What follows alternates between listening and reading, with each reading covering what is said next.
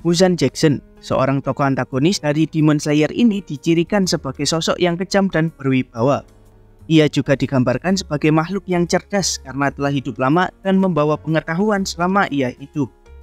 Dalam 1000 tahun juga, ia terus meningkatkan jumlah bawahan iblisnya secara signifikan, meneror dan memburu manusia untuk bertambah kuat.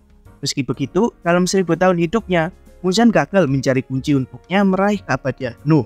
Ia gagal untuk menemukan bunga Blue Spider Lily, padahal ia memiliki sumber daya yang mumpuni, baik di bidang materi ataupun sumber daya iblis yang bisa disuruh-suruh.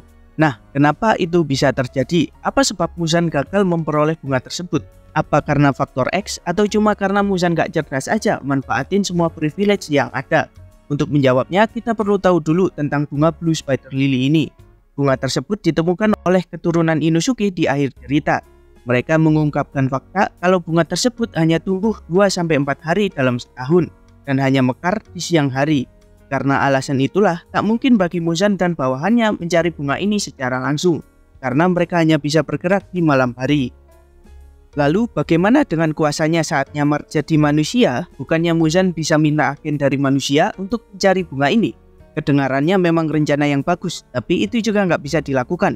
Dan ada 2 alasan kenapa nyuruh manusia buat cari bunga itu mustahil. Yang pertama, karena keberadaan bunga Blue Spider Lily ini masih misterius. Informasi mengenai di mana habitatnya, bagaimana siklus hidupnya, dan ciri lainnya kemungkinan masih belum ada yang meneliti. Satu-satunya informasi mengenai bunga ini hanya ciri fisik yang sekilas dilihat Muzan dari perbekalan dokter yang ia bunuh. Selain itu, nggak ada informasi lain mengenai bunga ini. Dan alasan yang kedua kenapa Muzan nggak bisa nemuin bunga ini selama ribuan tahun adalah karena ia terlalu berhati-hati. Ia membatasi keluar masuknya informasi hanya kepada iblis yang patuh dan ia percayai. Jadinya ia tidak memperbesar jaringan informasinya ke makhluk yang lain, terutama manusia.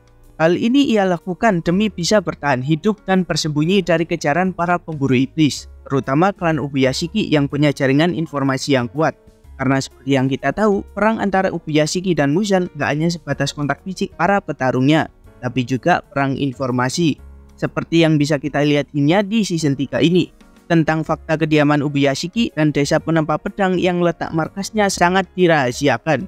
Dan fakta bahwa Tanjiro adalah satu-satunya petarung yang bertemu dengan Muzan secara langsung setelah beberapa lama. Secara garis besar, siapa yang bisa menemukan markas musuh terlebih dahulu akan dapat keuntungan yang sangat besar.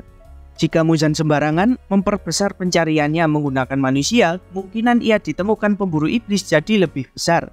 Karena klan Ubuyashiki bisa mudah melacak sumber yang mencari keberadaan bunga misterius ini.